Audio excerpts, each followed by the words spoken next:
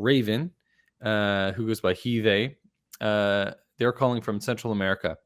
And they say that separation of church and state in the Western Hemisphere comes from constitutional analysis. Tell us more, Raven. You're live on the air on Truth Wanted. Can't tell if I agree or not. Everyone. Good night. Happy New Year. I hope it was a restful process. Hello, Calvin. Hello, MD Aware. Hello. Yeah, I wanted to talk about that, but I've been hearing since the beginning, so. Thank you for waiting, by the way. Hey, no problem. I wanted to touch base on something that Calvin was mentioning regarding Graham Hancock, the pseudo-scientific blabber about so-called British archaeology, if we should call it that way. You know, I don't know if Calvin is aware of what the Diquis spheres are in Costa Rica. What is it? The Diquis spheres. They're a pre-Hispanic indigenous spheres, almost perfect spheres done by my people. And yeah, okay. Yeah, they're like really big, like kind of stone spheres that are being found, I guess. Right? Yeah. And how do you spell it? I'm Diquis, Diquis, with a accent on the last I. Diquis. Yeah, okay. I know exactly what you're talking about. All right. So what's your question about it? More than a question, it was just I don't have much questions. I just wanted a conversation in regards of that to touch base on different things that you've been talking about. See, people thought the Europeans, when they invaded us, they thought that those spheres came from Atlantis.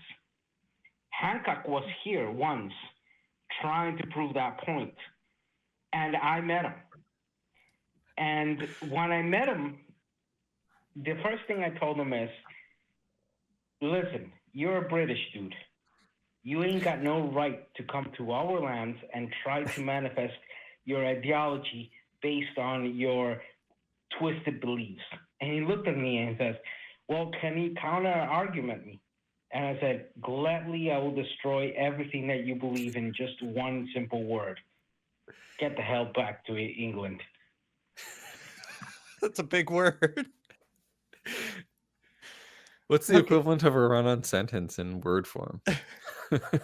No, I mean, I get what you're saying, you know, because like I look at the Diquis spheres and I say those are really cool circles that, you know, ancient humans made. That's really all I got, you know, so I'm not really sure. I vaguely remember in one of Graham Hancock's books of him mentioning that probably in like America before or something, but you know, I don't really remember much about it. But yeah, I don't see how you can connect, because I mean, we have so many examples of circles, you know, throughout the world. It's really not hard to make a circle out of stone. You can do it so many different ways. So I mean, I'd be curious as to how Graham tries to equate that to his conspiracy theory. He tried. We kicked him out real fast. We only allowed him to stay a couple days, and then me and my people, we just told him, listen, here's your plane, get the hell out of here, you know? We threw him out real fast. Nice. But also with that prior caller, you know, I'm an atheist, but I'm Central American, Afro-Indigenous. You know, I know my heritage. I know where I come from. I know my history in regards of what's happened, you know, with invasion of the Europeans, how the Europeans committed genocide against my people, and not only my people, but throughout Canada, well, United States, Canada, British, French, Portuguese, everybody was committing genocide here, all the Europeans. And this person comes around and tries to convince us, you know, and that's just the problem.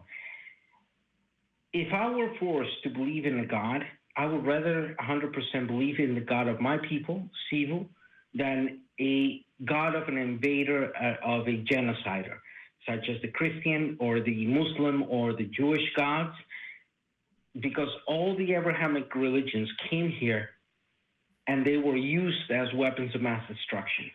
So the Bible, the Quran, the Torah, all these things to us here in this Western Hemisphere, in what we call America,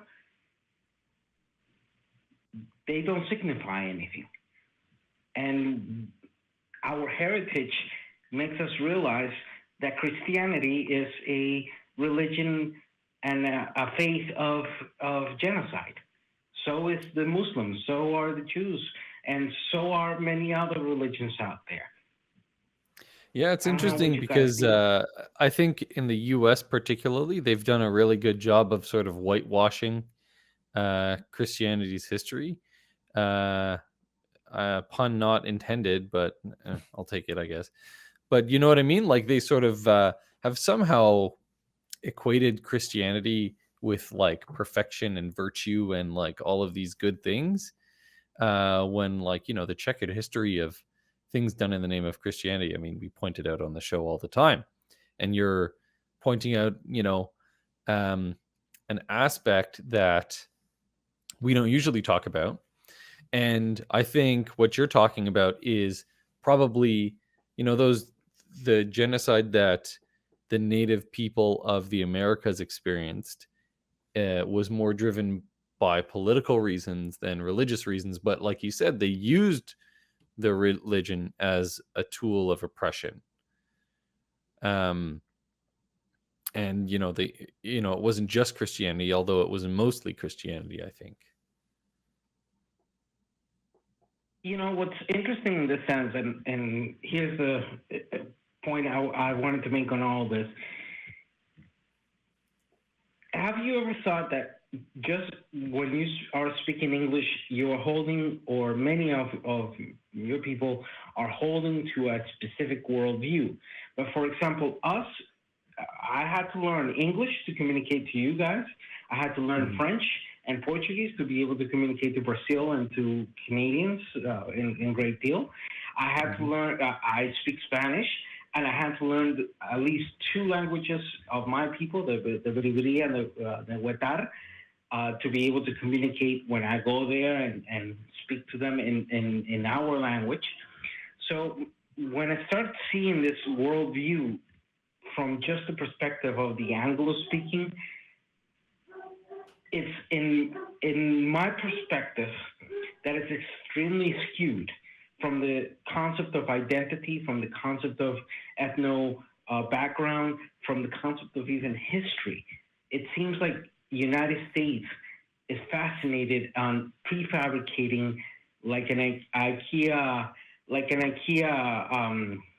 closet, the idea of identity, while with the same stroke saying any other person outside the borders of the United States are not American, in this continent, from Canada down to Argentina and the Caribbean, they're not American, they're illegal aliens, they're aliens, etc. I don't know what would I don't know if that's would be on this. I don't know if that's like English language per se, but America, I mean, maybe you know what? I'm going to defer to the American. I'm going to defer to Calvin because I have things. I agree with you, Raven, that there seems to be a lot of like American nationalism propaganda, but that's from an outsider's perspective as well, Raven. I think you and I are both outsiders to the USA in this conversation, but we've got them in a pincer. You know, you've got them from the south, and I've got them from the north. But I want to hear what Calvin thinks. What do you think about this? Yeah, like, you know, nationalism I thing? do agree that, you know, there's a lot of whitewashing going on. You know, that's definitely no secret. You know, and Graham Hancock is and going back to him even is no secret to that. You know, he the argument that's essentially put up is that these ancient people were smart enough, or, you know, had the, you know, good enough at, you know, constructing whatever you however you want to word it, um to be able to do these things. They weren't even smart enough to make circles, You know, they couldn't even make spheres right. They had to have some sort of technology, or someone else had to have built them for them. That was more than likely some, you know, blonde hair, blue eyed guy from Atlantis or something. Right. Or from That's space. essentially where it's coming from. And and it's sad because that actually is essentially his argument. Maybe not the blonde hair, blue eyes, but red hair, blue eyes. He totally fully believes that ancient Atlanteans were white, had blue eyes and red hair. That's his argument, and that's, you know, the ancient peoples of Egypt, Peru, Central America, you know, wherever it may be, they just weren't smart enough to make these things, and so that comes with in hand with a lot of whitewashing. And so, Hmm. I encourage you, if you haven't yet, although it's probably not, I don't know, it's probably a good read, because I've read America before by Graham Hancock, and it's a good book from the stance of it just being a good book. Whether it has sufficient, you know, good evidence and reason to warrant believing what he says, that's another question. But if you wanted to get a better understanding as to the amount of whitewashing that really is, even from the outside, you know, like I say, he doesn't live here in America; he lives over in Britain. You know how much whitewashing goes on even from the outskirts of America, let alone on the inside. Yeah, I read that book, and I'm just going to resume it in the following way. It's BS